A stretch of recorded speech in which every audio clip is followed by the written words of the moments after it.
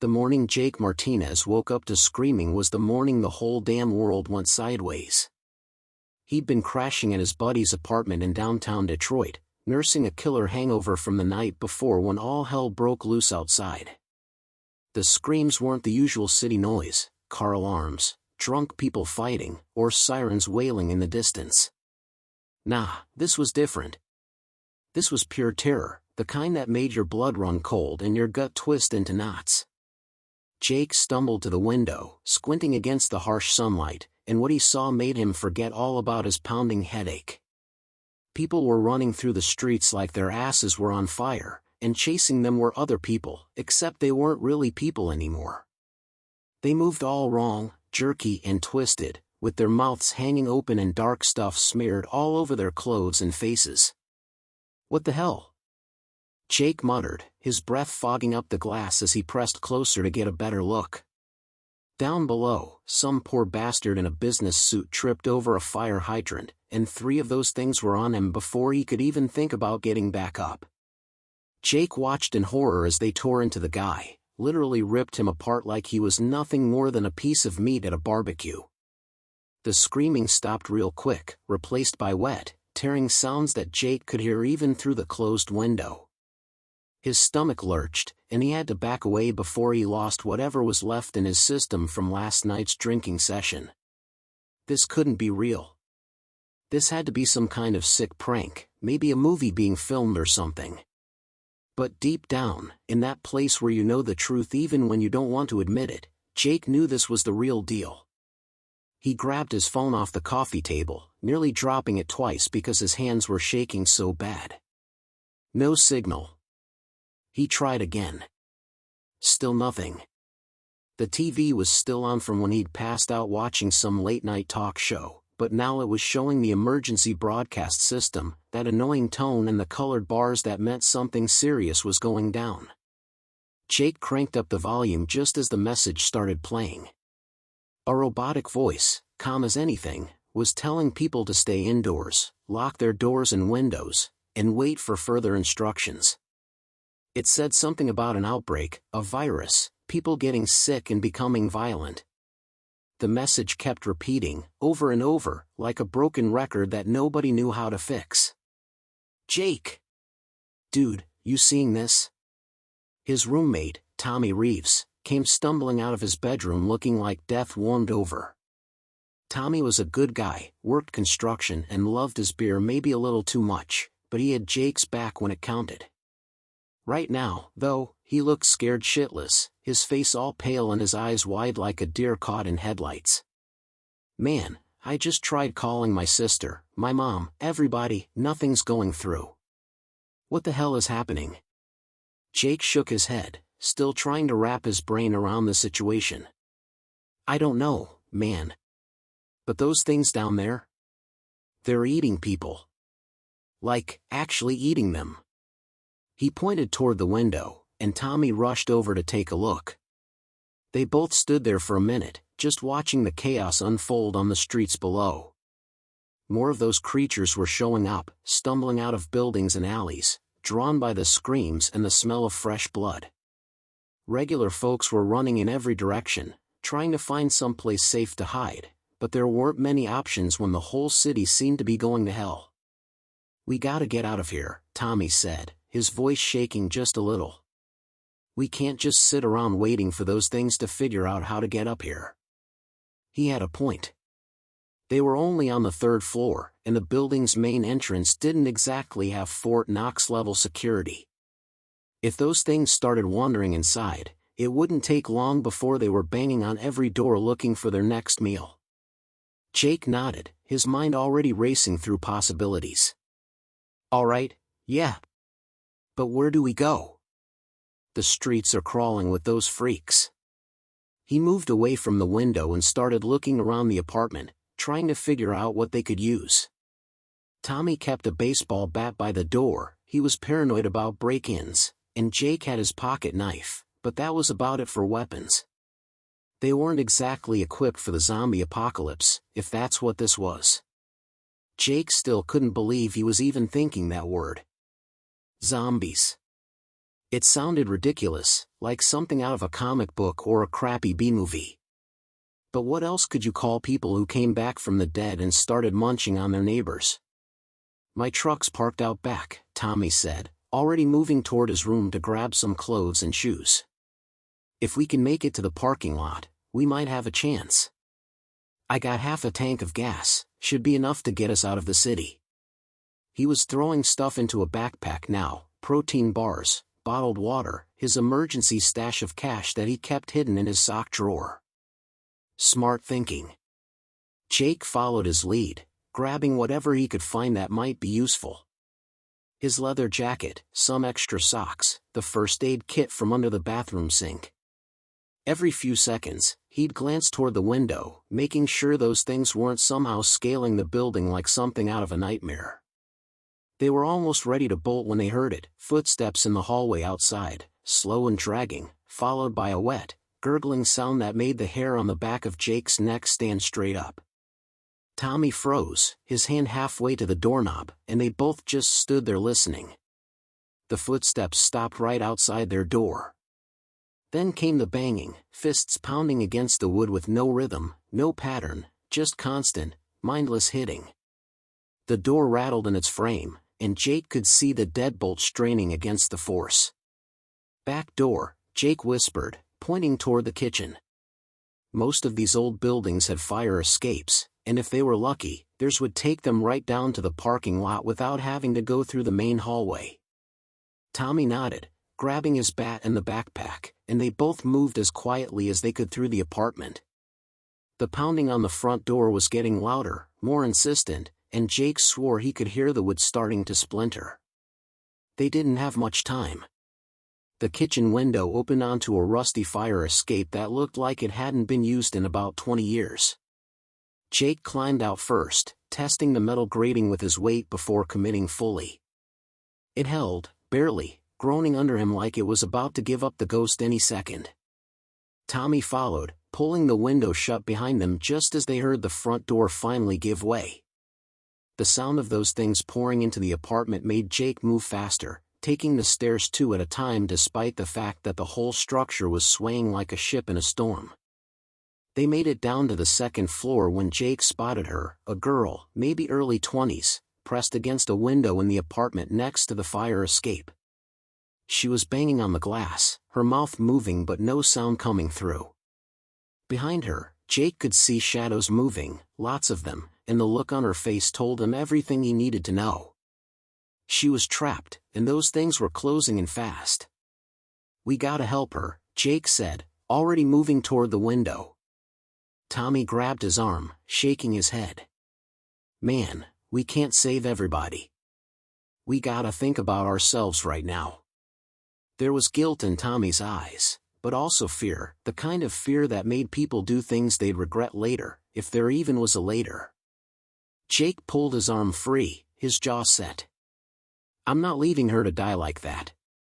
Help me or don't, but I'm getting her out." He didn't wait for Tommy's response, just started working on getting the window open from the outside. It was stuck, painted shut probably, and he could hear the girl screaming now, high and desperate.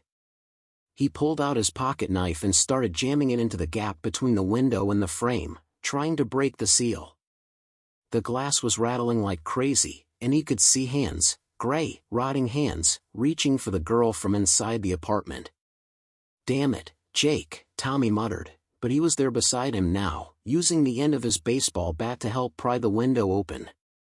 It gave way all at once, and the girl practically fell through the opening onto the fire escape. She was sobbing, shaking all over, her clothes torn and a nasty scratch running down her left arm. Jake helped her up, checking to make sure the scratch wasn't a bite. He'd seen enough zombie movies to know that one bite was all it took. "Thank you, oh God, thank you," the girl gasped out between sobs. "They killed my roommate, they tore her apart right in front of me." She looked like she might pass out, her face pale and sweaty, but they didn't have time for shock right now. "What's your name?" Jake asked, keeping his voice calm and steady even though his heart was hammering like a drum. "Madison. Madison Cooper," she managed to say. What's happening?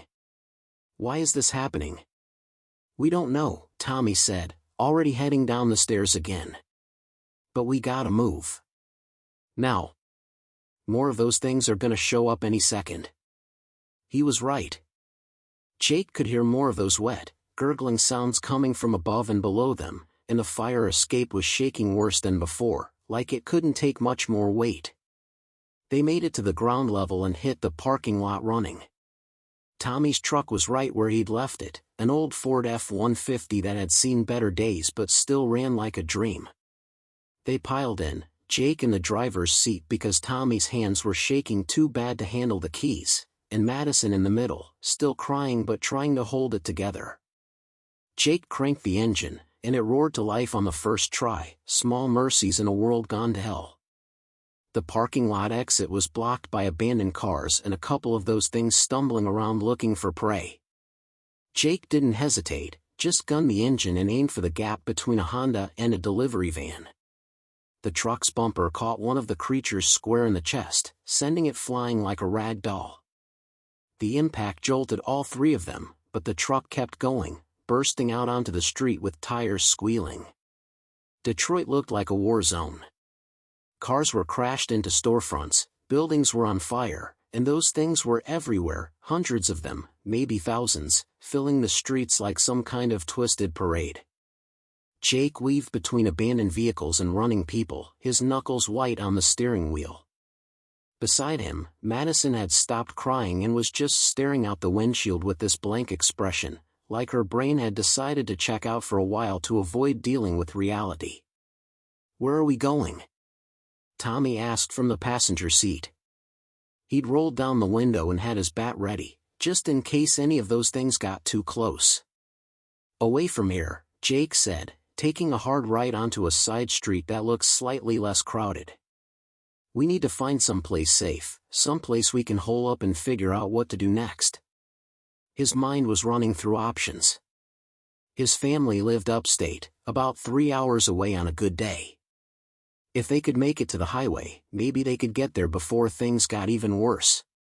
His parents had a farmhouse, plenty of land, and his old man kept enough guns and ammo to outfit a small militia. It wasn't much of a plan, but it was better than nothing. They'd made it about 5 blocks when the truck's engine started making a weird knocking sound. Tommy heard it too, his face going pale. "Please, no. Not now. Come on, baby, don't do this to me." He was practically begging the truck, like it could hear him and decide to keep running out of the goodness of its mechanical heart. But the knocking got louder, and then there was a bang and a hiss, and smoke started pouring out from under the hood. Damn it. Jake pulled over, knowing they had no choice.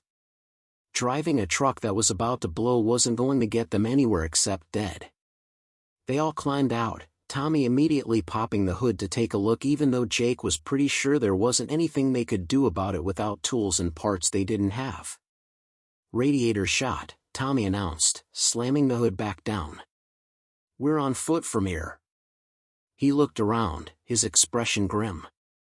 They were in a residential area, lots of little houses with chain-link fences and overgrown yards. It was quieter here than downtown, but that didn't mean it was safe. Jake could see movement in some of the windows, shapes that moved too slow and too strange to be regular people. "We need weapons," Madison said suddenly. It was the first thing she'd said since they'd rescued her, and her voice was steady now, determined. "And supplies. Food, water, medical stuff. If we're going to survive this, we need to be smart about it." Jake nodded, impressed. The girl had guts, he'd give her that. Most people would still be curled up in a ball crying, but she was already thinking ahead. "All right. Let's hit a few of these houses, see what we can find. But we stick together, and we're quiet about it. Last thing we need is to attract attention." They picked a house that looked empty, no lights on, no sounds coming from inside, the front door hanging open like whoever lived there had left in a hurry.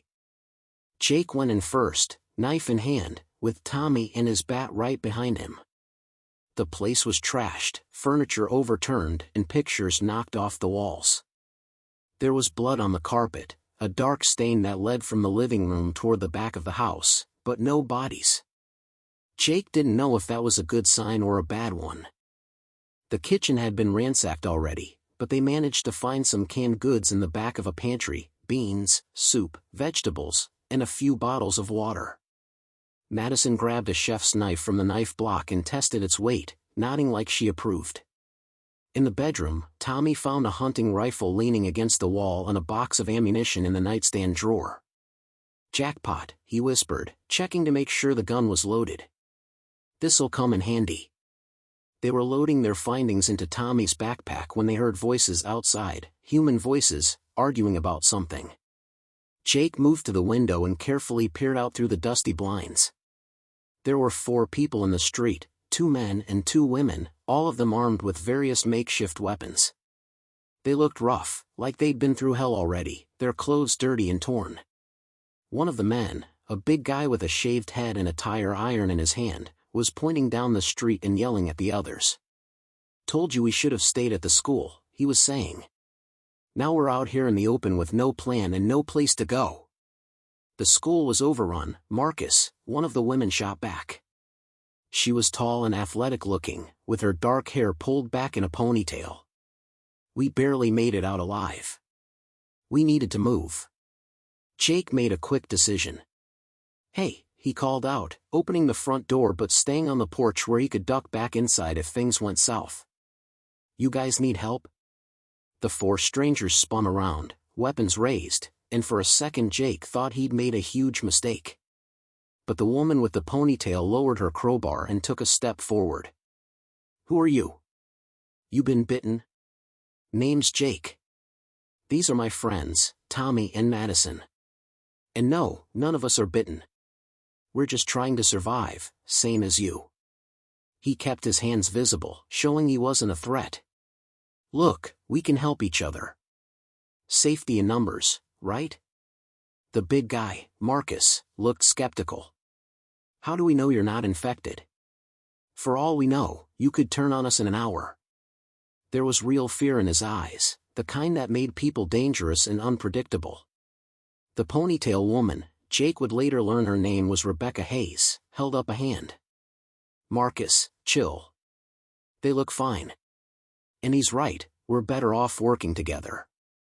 She turned back to Jake. "You got any supplies? Food, water, weapons?" "Some," Jake admitted.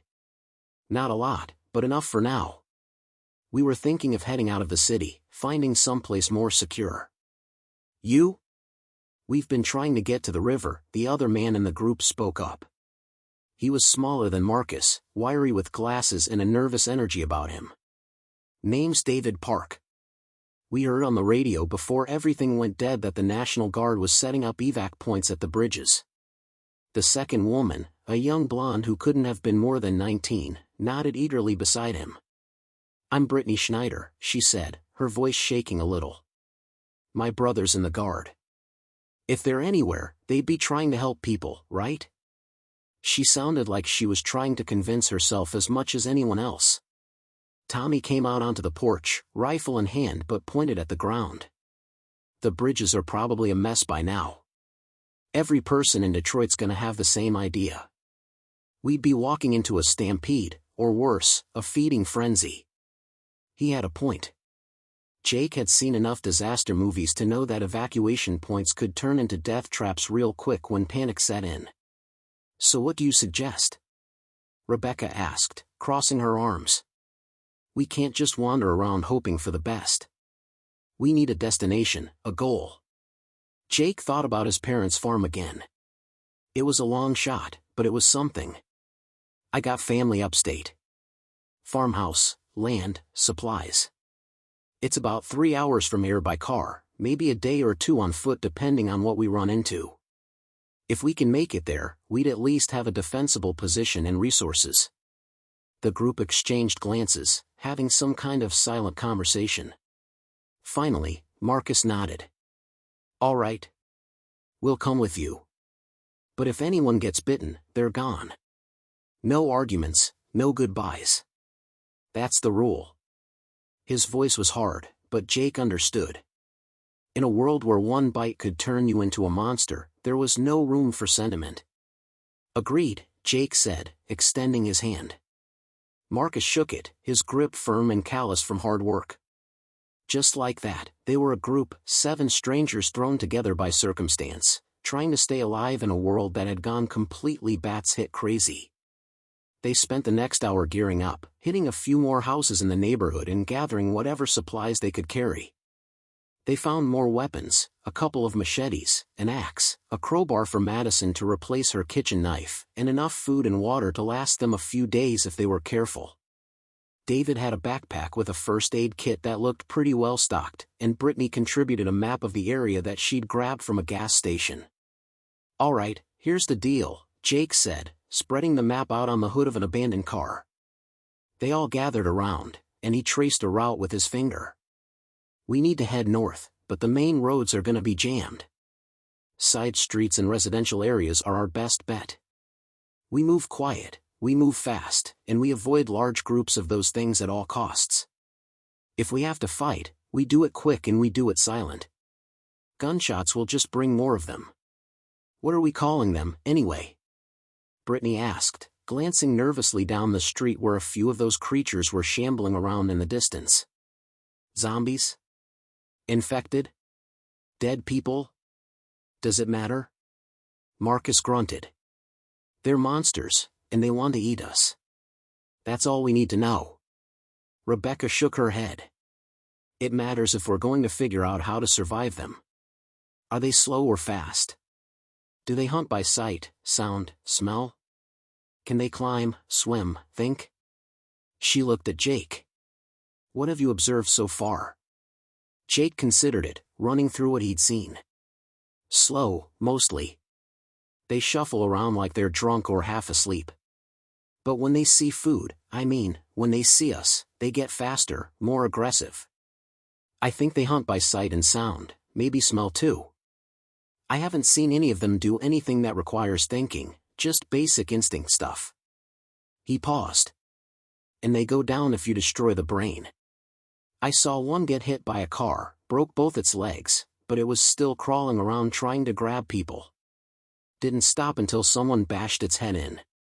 "So classic zombie rules," David said, pushing his glasses up his nose. "Aim for the head, stay quiet, don't get surrounded." "I can work with that." Despite his nervous demeanor, there was something sharp and intelligent about him, like his brain was already running through scenarios and probabilities.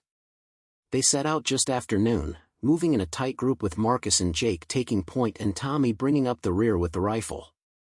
The sun was beating down hard, making the smell of smoke and death even worse. Flies were everywhere, buzzing around the bodies that littered the streets. Some of them were starting to move again, twitching and groaning as the infection reanimated their corpses. Jake tried not to look too closely, tried not to think about the fact that each of those things had been a person just yesterday, with families and jobs and lives that mattered. They'd made it about 6 blocks when they ran into their first real obstacle, a mob of those things, at least 30 of them, blocking the entire street.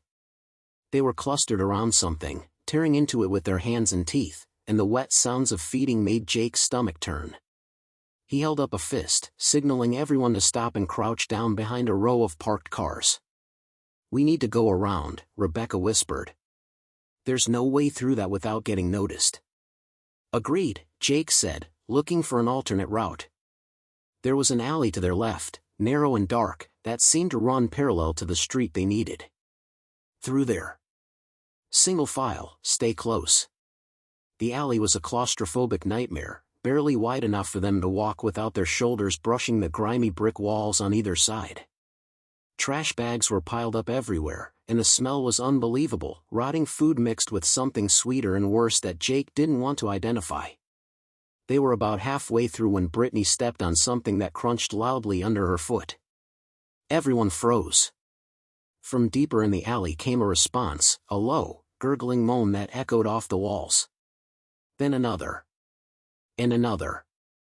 Shapes started emerging from the darkness ahead, stumbling toward them with outstretched arms and snapping jaws. "Back! Go back! Jake shouted, forgetting about staying quiet. Survival trumped stealth right now.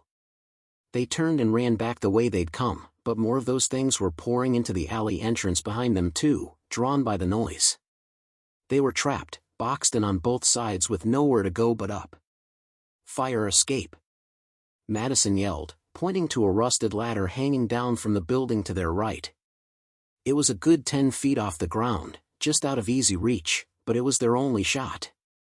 Marcus, being the tallest and strongest, cupped his hands and boosted Brittany up first. She grabbed the bottom rung and scrambled up with impressive speed, then leaned down to help pull up the others. The creatures were getting closer, their moans turning into excited screeches as they sensed prey within reach. David went up next, then Rebecca, then Madison. Jake and Tommy were working together to get Marcus up. The big guy was heavy and the ladder was groaning under the weight, when one of the zombies lunged forward and grabbed Tommy's leg. No! Tommy kicked hard, his boot connecting with the thing's face and sending it sprawling, but more were right behind it. Jake pulled his knife and started stabbing, aiming for eyes and temples, trying to create enough space for Tommy to jump. His blade sank into rotting flesh with sickening ease, and black blood sprayed across his hands and arms. The smell was indescribable. Tommy made the jump, catching the bottom rung and hauling himself up with Jake right behind him. They climbed fast, their breath coming in ragged gasps, while below them the zombies piled up, climbing over each other in a grotesque pyramid as they tried to reach fresh meat. The fire escape rattled and shook, threatening to pull away from the building, but it held just long enough for them to reach the roof. They collapsed on the tar paper surface, sucking in air and trying to calm their racing hearts. Jake's hands were covered in that black blood, and he wiped them frantically on his jeans, hoping like hell that it couldn't infect him through a cut or scratch. Nobody spoke for a minute, just listened to the frustrated moans of the zombies trapped in the alley below. That was too close, Rebecca finally said, sitting up and checking her weapon. We need to be smarter. One mistake and we're dead. Or worse, David added quietly, staring at his hands like he was checking for bites. We could end up like them. Marcus stood up and walked to the edge of the roof, looking out over the city. Place is a graveyard. Look at it. He was right. From up here, they could see for blocks, and it was all the same, fires burning out of control, abandoned cars, swarms of the undead wandering through the streets. Somewhere in the distance, Jake could hear gunshots, pop pop pop, followed by screaming. Someone else fighting for their life, probably losing. We can roof hop for a while, Tommy suggested, pointing to the neighboring buildings. Lots of these old places are close together. Might be safer than the streets. It was a good idea, and they spent the rest of the afternoon making their way across the rooftops of Detroit, jumping gaps that were sometimes only a few feet but felt like miles when you looked down at the drop. Brittany almost didn't make one jump, her feet slipping on the edge, but Marcus caught her arm and hauled her to safety. They were becoming a team, watching out for each other, and Jake felt something like hope stirring in his chest. Maybe, just maybe, they could actually pull this off.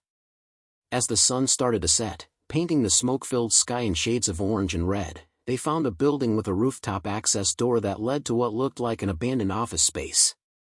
The windows were intact, the door had a lock, and there was even a small break room with a sink and a bathroom.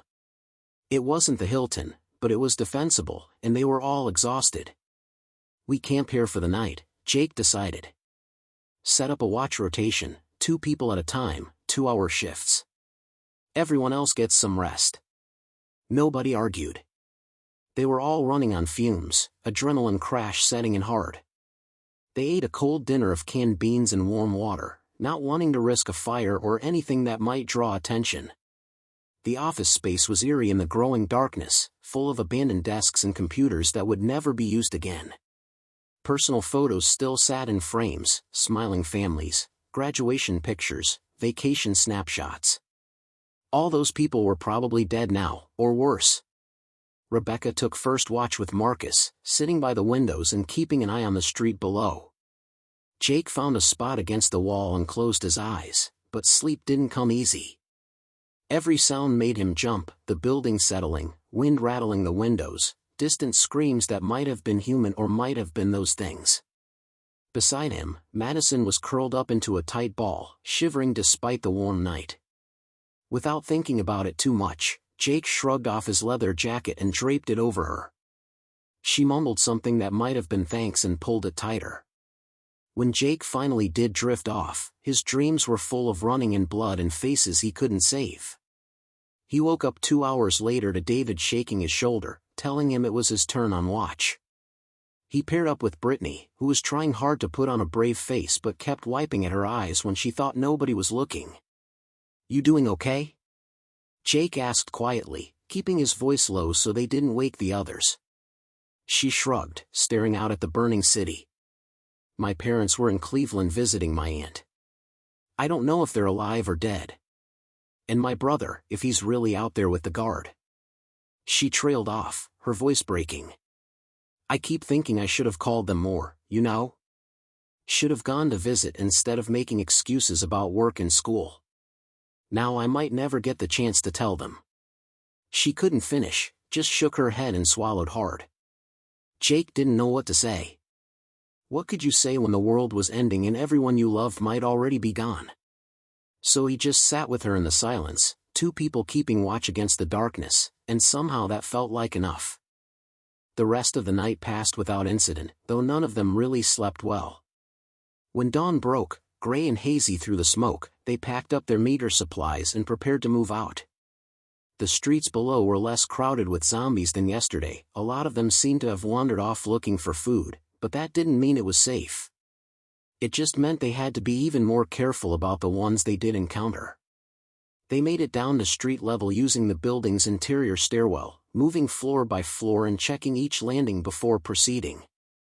The ground floor lobby had been some kind of insurance office, and it was trashed, papers everywhere, computers smashed, dark stains on the walls that Jake tried not to examine too closely. The front doors were glass, giving them a clear view of the street outside. "Clear left," Tommy whispered, peering through the door. "Clear right," Marcus confirmed. They moved out quickly, staying in a tight formation. According to Brittany's map, they were about 10 miles from the city limits. 10 miles of hostile territory filled with the walking dead and God knew what else. People did crazy things when they got desperate, and Jake had no illusions about human nature. Some folks would help their neighbors, others would kill for a can of soup and a bottle of water. Around mid-morning, they came across a convenience store that looked relatively intact. The windows were still whole, and the door was shut, which was unusual. Most places had been looted or destroyed by now. Tommy tried the handle and found it locked. "Anybody home?" Rebecca called out, not too loud but enough to be heard inside if someone was there. For a moment, nothing. Then they heard movement, and a voice called back, suspicious and scared. "Go away. We don't want any trouble." "Neither do we," Jake replied. "We're just passing through, looking for supplies. We can trade if you've got extra." A pause, then the sound of locks being undone. The door opened a crack, and an eye peered out, older woman, maybe 60, with gray hair and a shotgun that she clearly knew how to use. "What do you have to trade?" she asked. David stepped forward, being the least threatening-looking of the group. "Medical supplies. Antibiotics, painkillers, bandages. We've got more than we need." It was a lie, they could never have too much medical stuff, but it might get them in the door. The woman considered, then opened the door wider. "Quick, inside. Don't let those things see you." They filed in quickly, and she locked the door behind them, throwing 3 different deadbolts and a chain. The store was dim, lit only by the daylight coming through the windows, and it smelled like cigarettes and fear. "Name's Dorothy Brennan," the woman said, not lowering the shotgun. "This is my store, has been for 30 years. I'll trade you canned goods and water for medical supplies. Fair deal?" Behind her, Jake could see shelves still stocked with food, drinks, and other essentials. She'd been smart, locked herself in before the looters could clean her out. "Fair deal," Jake agreed. They spent the next 20 minutes trading and restocking their supplies. Dorothy threw in a couple of cartons of cigarettes, for trading later, she explained, and some bags of beef jerky that would keep them going better than canned vegetables. You planning to stay here? Madison asked, looking around the store. It wasn't a bad setup, really. Sturdy walls, multiple exits, plenty of supplies. Dorothy nodded. This is my home. I'm too old to be running around out there with those things. I'll take my chances here. There was a stubbornness in her voice, the kind that said she'd already made her peace with whatever happened next. They wished her luck and headed back out, their packs heavier now with supplies. The trade had been good for both sides, and Jake felt a little better knowing that at least one person had found a way to survive this mess, even if it meant holing up and hoping for the best. By early afternoon, they'd made it to the outskirts of the city. The buildings were getting shorter and farther apart, replaced by strip malls and suburban housing developments. There were fewer zombies here, but also fewer places to hide if they ran into trouble. They were crossing through a parking lot when they heard the helicopters. Everyone looked up at once. 3 military choppers were flying low over the city, heading north. One of them had a loudspeaker, and a voice crackled out, barely audible over the rotor noise. Evacuate to the north, military safe zone, follow the highway, do not approach if bitten. They're really out there, Brittany breathed, her face lighting up with hope. The guard, they're setting up safe zones. North, David said, looking at Jake. That's the direction we're already heading. Looks like your family farm might be on the way to safety. They picked up the pace, energized by the knowledge that there was some kind of organized response happening. Maybe the government hadn't completely fallen apart. Maybe there was still a chance to get out of this alive and find some kind of normalcy again, whatever that looked like now. The highway entrance was chaos. Abandoned cars stretched as far as they could see, some with their doors still open like people had just gotten out and walked away. Others were crashed, flipped, burned.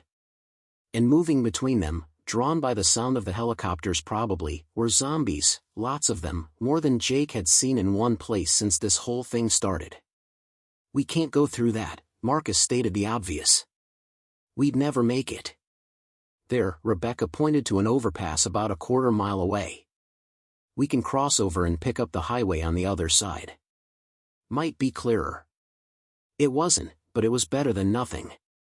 They climbed over the concrete barrier and jogged along the highway's edge, weaving between abandoned vehicles and doing their best to avoid notice. A few zombies spotted them and started shambling in their direction, but they were slow enough that the group could outpace them easily. They'd gone maybe 2 miles when they found the roadblock. Military vehicles, actual army trucks and Humvees, were parked across both lanes, creating a barrier. But there were no soldiers, just empty vehicles with their engines still running and doors hanging open. The ground was covered in shell casings, and there was blood everywhere. What the hell happened here? Tommy wondered aloud, moving closer to investigate. He found a radio in one of the Humvees and tried it. Static, then a voice cut through, panicked and young. Position overrun, falling back to anyone receiving, the bridge checkpoint is compromised, repeat, do not, they're everywhere, oh God, the transmission ended in gunfire and screaming. The group exchanged grim looks. So much for organized resistance. Whatever had happened at this checkpoint, the military had lost. Bad. We keep moving, Jake said, his voice firm. Stay focused. The farm's still out there, still our best shot. They salvaged what they could from the military vehicles, MREs, water bottles, a couple of rifles with spare magazines, a combat knife that Marcus claimed with an appreciative grunt. David found a military map that showed evacuation routes and safe zones, though based on that radio message, Jake wasn't sure how accurate it still was. As they continued north, the landscape started changing. Less city, more countryside.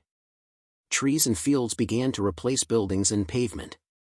The zombies were fewer too, spread out and easier to avoid. It gave them all a chance to catch their breath, to start believing they might actually make it. They camped that night in an abandoned farmhouse about 20 miles from Detroit. It was smaller than Jake's parents' place but similar enough that it made him homesick. The house had been left in a hurry, dinner still on the table, TV still on, toys scattered across the living room floor. A family had lived here, and now they were gone, fled or dead or turned into those things wandering the fields. Rebecca found a generator in the garage and got it running, giving them lights for the first time in days. It felt almost normal, sitting around the kitchen table eating warm food that Madison had cooked on the gas stove using cans from Dorothy's store. They talked a little, sharing stories about their lives before all this. Tommy had been saving up to propose to his girlfriend.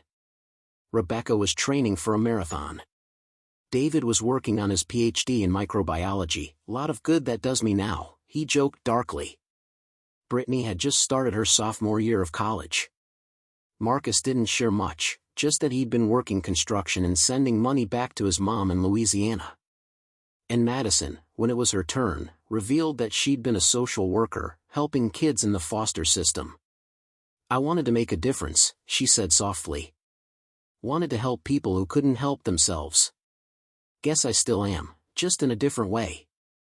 Jake told them about his family, his mom who taught elementary school, his dad who'd retired from the police force and spent his days working the farm, his little sister Emma who was probably scared out of her mind right now if she was even still alive.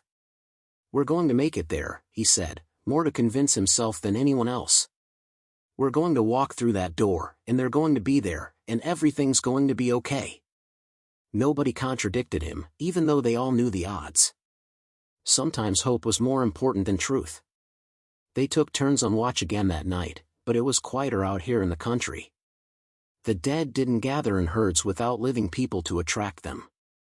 Jake actually managed a few hours of real sleep, deep and dreamless, his body finally getting some of the rest it desperately needed.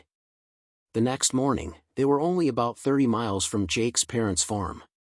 They could make that in a day if they pushed hard and didn't run into trouble. The group was in better spirits than they'd been since this nightmare started, making jokes and even laughing a little as they walked along abandoned country roads. That's when they found the survivors. There were about 20 of them, holed up in a rural church, its white steeple visible for miles around.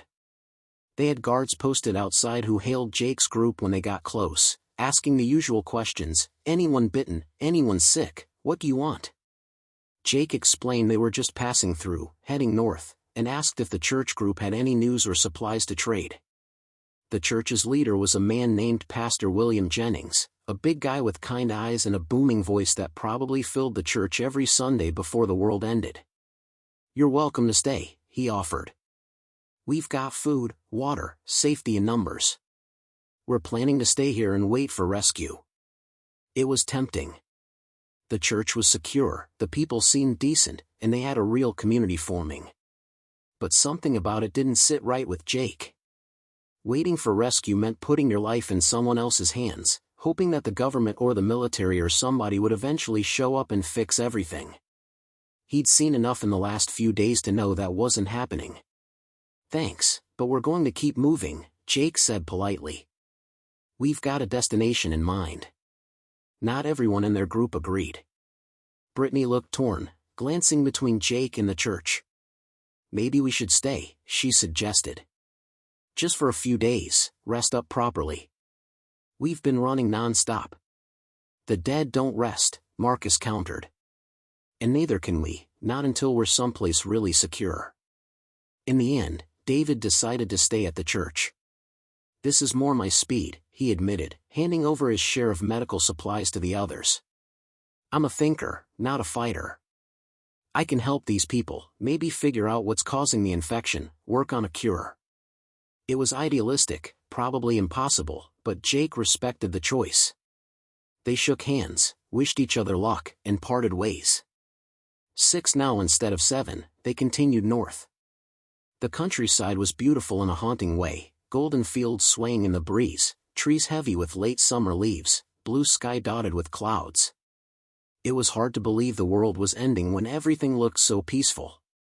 But then they'd come across a farmhouse with its residents dead in the yard, or a car crashed into a tree with zombies still trapped inside, clawing at the windows, and the illusion would shatter. They were about 5 miles from Jake's family farm when they ran into the horde. It came out of nowhere, hundreds of zombies streaming across a field like a grotesque flood. Someone must have rung a dinner bell somewhere, drawn them all together, and now they were moving with terrifying purpose. Run! Jake didn't need to say it twice. They all bolted, sprinting down the road with the moans of the dead rising behind them. The zombies were slow individually, but there were so many of them that they didn't need speed. They just needed numbers and patience. The group ran until their lungs burned and their legs felt like jelly. Brittany was flagging, falling behind, and Marcus swept her up without breaking stride, carrying her like she weighed nothing. They veered off the road and into the woods, hoping the trees would slow down their pursuers. Branches whipped at their faces and roots tried to trip them, but they kept going, driven by pure survival instinct. Jake recognized these woods. He'd played in them as a kid, knew every trail and landmark. "This way," he gasped, leading them toward a creek that ran through the property. They splashed through the water, soaking themselves but hopefully masking their scent, then climbed up the far bank and kept running. And then, through the trees, Jake saw it, the farmhouse, exactly as he remembered it. White paint peeling in places, wraparound porch, red barn out back. Home. He put on a final burst of speed, the others right behind him, and practically fell onto the porch. "Dad! Mom! Emma!" he shouted, pounding on the door. "It's Jake! Let me in!" For a horrible moment, nothing happened, and Jake's heart sank.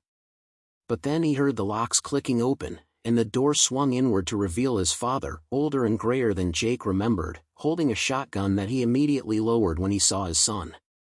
"Jake?" "Oh, thank God," his dad breathed, pulling him into a fierce hug. "Get inside, all of you, quick."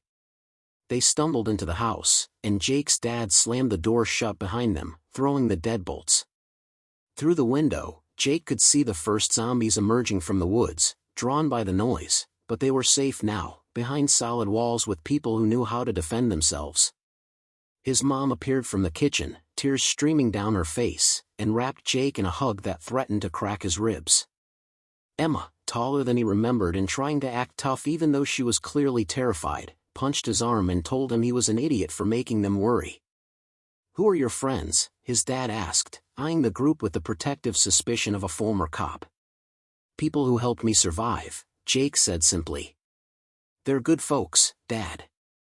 We can trust them." His father studied them for a long moment, then nodded.